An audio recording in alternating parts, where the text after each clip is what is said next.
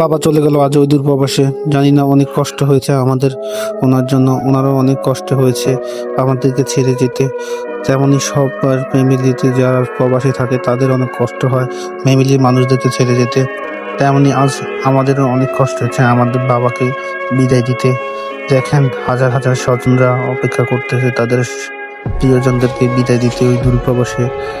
জানে না দেখা হবে কিনা কখনো, আর তারপরও আশা করে আছে যে একদিন দেখা হবে ওনাদের সাথে। ওই নিয়ে বিদায় দিতে সবাই এসে পড়েছে বাংলাদেশ আন্তর্জাতিক শাহজালাল বিমানবন্দরে। ভালো থাকুক আমার বাবার মতো সকল ভাই ব্রাদাররা।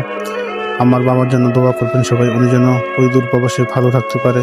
জানেন তো আমার বাবা চোখের অসুস্থতার কারণে দেশে আসতে দীর্ঘ 5 মাস পরে আবার এখন আবার 2 মাস থেকে আবার আল্লাহর রহমতে সুস্থ হয়ে আবার ওই প্রবাসে যাচ্ছে।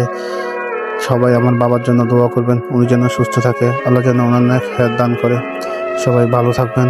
ওকে, আল্লাহ হাফেজ। আসসালামু আলাইকুম রহমতুল্লাহি ওয়া বারাকাতুহু।